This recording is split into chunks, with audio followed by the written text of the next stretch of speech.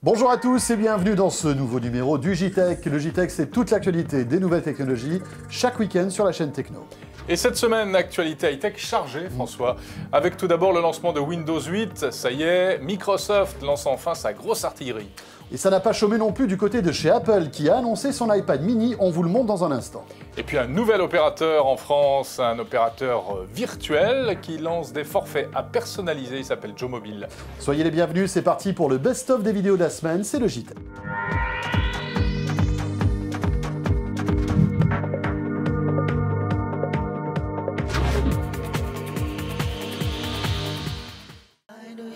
Le JTech avec Orangeinnovation.tv, la web TV qui simplifie la vie numérique. Avec Byster, le mobile sert à payer. Inscrivez-vous dès maintenant sur byster.fr et achetez sur Internet en toute sérénité. Et donc nous sommes ici au Palais de Tokyo, en plein cœur de Paris, car Paris en fait a été sélectionné par Microsoft pour être la capitale européenne du lancement de Windows 8. Palais de Tokyo, donc regardez, des œuvres d'art partout, voilà. Des PC très aussi. bel endroit. Des et puis PC, des PC bien sûr. Derrière nous. C'est vrai, on a une belle collection avec celui-ci là. Sur la droite qui me plaît bien, là, le grand, j'aimerais bien partir avec. Bon, alors, la question qu'on va se poser, c'est, voilà, on est utilisateur de Windows 7 aujourd'hui, 1,3 milliard d'utilisateurs de Windows dans le monde. Hein. Voilà, donc autant dire que ça concerne quelques personnes sur Terre, effectivement. Et qu'est-ce qui va se passer avec Windows 8? Qu'est-ce qui va changer? Voilà, très concrètement, sur nos écrans, présentation. C'est un peu la fusion de ce dont on a besoin, c'est-à-dire un PC avec Office, avec de la puissance, avec des microprocesseurs qui tiennent la route, avec une vraie carte graphique, etc. etc. Et aussi ce dont on a envie, des portables ou des tablettes très très fines, très légères, qui durent des demi-journées ou des journées complètes. Et donc là, à partir du 26 octobre, ce dont j'ai besoin et ce dont j'ai envie sont réconciliés dans des machines très innovantes. Alors la grosse nouveauté, c'est ce qui se voit, c'est notamment l'interface. On retrouve la philosophie qu'on a découvert avec Windows Phone, hein, avec ces gros carrés de couleurs. On retrouve effectivement ces logiques d'écran d'accueil sur lesquelles on va pouvoir, en un clin d'œil, retrouver tous ces contacts, toutes ces applications, tous ces contenus, ces sites web favoris, et tout ça est à portée de main. Donc que je l'effleure rapidement à l'écran ou que je le clique avec une souris ou que j'appuie dessus avec un stylo, je vais pouvoir tout de suite accéder à ce qui est important pour moi. Il n'y aura pas tant de changements que ça, puisque à n'importe quel moment, les programmes qui sont ceux que vous avez l'habitude d'utiliser sont là. Le bureau que vous avez l'habitude d'utiliser est là aussi. Alors ils sont là, mais ils sont cachés, c'est ça? Non, ils ne sont pas cachés, ils sont accessibles comme un autre programme, comme un raccourci sur un site web, comme une application de jeu comme Angry Bird. Tout est là, à portée de main, à portée de clic. Et très facilement, vous allez pouvoir retrouver votre environnement familier que vous avez utilisé depuis des années. Mais pour l'utiliser moi-même depuis plusieurs mois, je peux vous dire qu'une fois que vous êtes passé en mode Windows 8 et en mode écran d'accueil Windows 8, c'est pas nécessaire de repasser sur le bureau classique.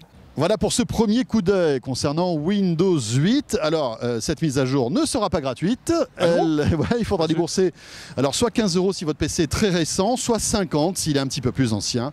Mais a priori, c'est compatible avec les PC même qui ont plusieurs années, puisque ce Windows 8 n'est pas très gourmand en ressources. C'est plutôt une bonne nouvelle. C'est plutôt une bonne nouvelle, effectivement. En tout cas, d'un point de vue plus business, économique, on va dire, évidemment, c'est un lancement très important pour Microsoft, comme d'habitude, avec un nouveau Windows. Mais là, peut-être encore plus, parce que c'est l'arrivée, enfin, après beaucoup de retard de Microsoft, notamment dans le monde de la mobilité et sur les tablettes. Voilà, et Microsoft va être obligé d'expliquer tout ça. Tu parles de tablettes, ça tombe bien, puisque nous avons vu toucher la fameuse Surface de Microsoft. Qui est le deuxième événement du jour, en fait, François. Et vous pouvez la voir en long, en large et en travers dans une deuxième vidéo qui est d'ores et déjà disponible sur la chaîne Techno pour donc découvrir cette tablette Surface. Bonjour à tous, bienvenue sur la chaîne Techno. Ça y est, c'est officiel, l'iPad mini a été annoncé hier par Apple. C'est un iPad, mais plus petit, voilà, qui est mini. Ça, c'est fort. Ça, c'est fort quand même. Mais c'est vrai que, mine de rien, quand on le regarde, il ressemble pas autant que ça à l'iPad de précédente génération, Jérôme. Et d'ailleurs, les responsables d'Apple qui ont défilé lors de cette keynote qui a eu lieu hier soir, l'ont bien précisé. Regardez bien, il n'est pas tout à fait le même parce que sur les côtés, il est moins épais. C'est plus étroit. Voilà. Alors pourquoi ça? Eh bien tout simplement pour qu'on puisse le prendre en main, parce que la spécificité de cet iPad mini, c'est que bon, il faut quand même avoir une grande main, mais vous allez pouvoir le tenir comme ceci. Et Phil Voilà. Schiller, Imaginez-le, voilà, comme ça. À une grande main. Et oui, un iPad normal, il faut deux mains, un iPad mini, il suffit d'une seule main. Le design ressemble un petit peu plus, moi je trouve, à l'iPod Touch qu'à l'iPad traditionnel en fait. Alors pour l'instant, il faut vous avouer qu'on n'a pas pu l'avoir en main, hein. On l'a vu tout comme vous qu'en vidéo et en photo. Bien sûr, il va bientôt arriver à la rédaction de la chaîne Techno, on aura l'occasion de vous faire un test complet, mais c'est vrai qu'il a l'air différent. Alors, si on rentre dans le détail concernant les spécifications de cet iPad mini, eh bien il a un écran de 7,9 pouces. Ouais, alors c'est un petit peu plus grand quand même que les tablettes 7 pouces habituelles, hein, Oui. finalement. Donc Apple tente encore de marquer sa différence. On a l'impression que c'est d'ailleurs un petit peu plus large. Hein, Ouais, et alors, encore une fois, les responsables d'Apple expliquent que ce petit pouce de différence par rapport à la tablette 7 pouces de Google, pour ne pas la citer, oui, et puis d'autres, c'est que pour le web, ça change tout. On a voilà, une clarté de lisibilité qui est plus intéressante. c'est mieux. C'est du 40% marketing, mieux, hein, tout ça, voilà. 30% plus intéressant. Voilà, et 44% plus 18%, sympa. ouais, comme d'habitude. J'adore avec Apple, il y a toujours le petit pourcentage du truc. Voilà. Alors ça veut rien dire, on comprend pas trop, mais on dit que c'est bien. Voilà, il fait un petit peu plus de 7 mm d'épaisseur, Ouais. alors quand même, ils annoncent 50% plus léger que le nouvel iPad, mais c'est normal puisqu'il est plus petit. Et puis un appareil photo 5 mégapixels. Bon voilà. Et alors le plus intéressant peut-être, c'est la résolution, François. Oui, une résolution de 1024 par 768. Pour vous donner une comparaison, eh bien c'est la résolution de l'écran de l'iPad 2, non pas de l'iPad 3 ou l'iPad 4. Donc, ça veut dire il y a longtemps, en fait. Voilà, du premier iPad, 1024 par 768. Mais étant donné que l'écran est plus petit, on a plus de pixels et une meilleure définition. Voilà, et alors c'est intéressant quand même pour les applications, parce que ça veut dire que toutes les applications compatibles iPad 1, iPad 2 seront totalement compatibles iPad mini. Voilà, je connais des développeurs qui doivent quand même s'essuyer le front en disant « Ouf, on a eu chaud ». Alors bon voilà, tu l'as dit, un appareil photo de 5 mégapixels. La caméra frontale permet de faire du FaceTime en HD, en 720p, comme d'habitude, tralala, c'est mieux. Voilà, ça sort quand et à quel prix? Eh bien écoutez, ça va aller très vite en réalité, puisque Apple nous annonce ça pour le 2 novembre, mais le prix, là encore, c'est la surprise, parce que franchement, on attendait mieux, enfin, notamment par rapport à la concurrence. Et oui, puisqu'on tablait tous en fait sur la volonté d'Apple de s'aligner peu au prou à la tablette 7 pouces de Google, un Nexus qui est à 199 €. Ouais, faut dire que là, ils font fort chez Google. Voilà, 199 € chez Google. Et ben L'iPad mini, on en est 16 très Go, loin. sera à 339 €. 339 €, modèle de base, Wi-Fi 16 Go. Voilà. Ça va monter jusqu'à combien? 674 € pour le 64 Go, 3G, 4G LTE aux États-Unis. C'est le jour J pour Joe. Tiens, c'est pas facile à dire ça. Ouais, tu t'en sors bien, c'est plutôt pas mal, c'est une belle formule qui me plaît. Nouvel opérateur mobile qui arrive aujourd'hui en France. Et oui, c'est un événement, un nouvel opérateur qui arrive, un opérateur qui a fait énormément de buzz sur le web. Alors la particularité, elle n'est pas à chercher dans les tarifs, elle est à chercher dans deux éléments essentiels. Le premier, c'est le cockpit. Le cockpit, une web app disponible sur n'importe quel smartphone qui vous permet de maîtriser votre forfait en temps réel. Et sur la communauté. Je vais sur joemobile.fr sur mon smartphone et automatiquement je vais tomber sur votre site mobile, c'est ça? Exactement. Dès que vous êtes inscrit et vous avez souscrit une ligne Joe, eh bien, directement sur votre smartphone, en allant sur joemobile.fr, vous voyez le cockpit qui s'affiche et qui vous donne en temps réel l'offre que vous avez souscrite, un compteur qui vous dit exactement où vous en êtes de votre consommation en temps réel, et un bouton on-off qui vous permet de suspendre votre abonnement et puis de le reprendre à n'importe quel moment.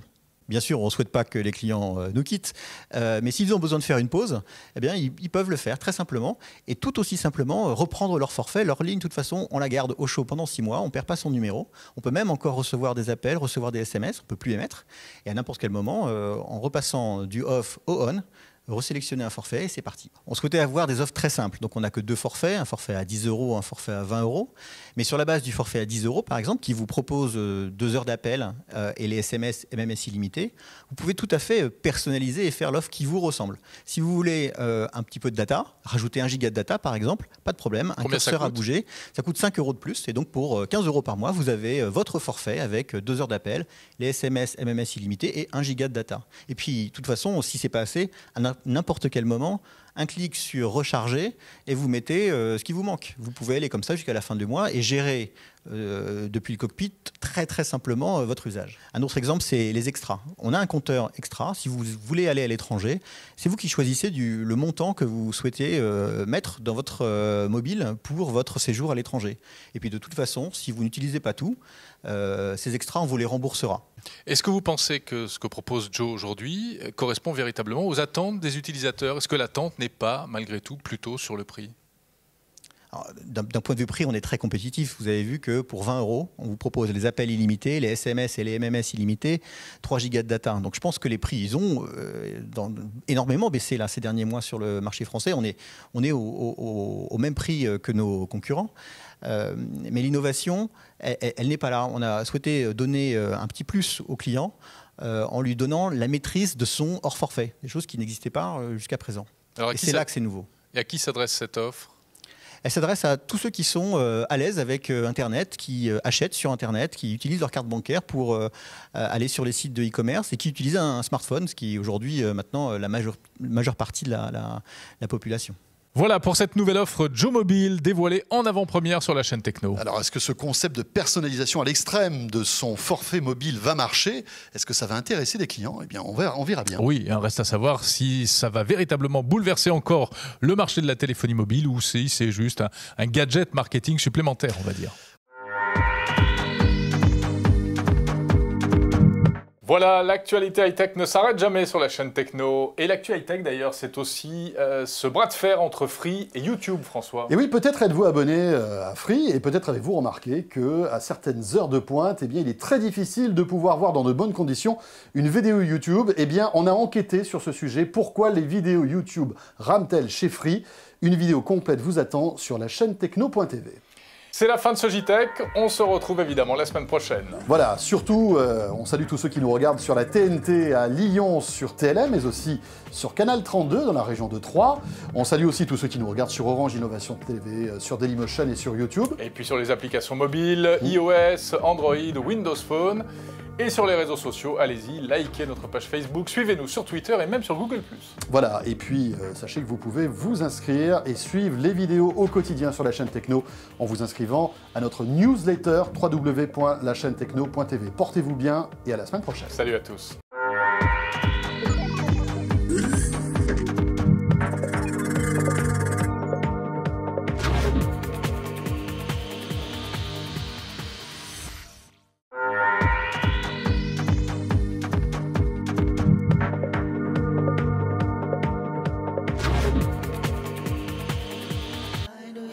Le JTech avec Orange Innovation.tv, la web TV qui simplifie la vie numérique.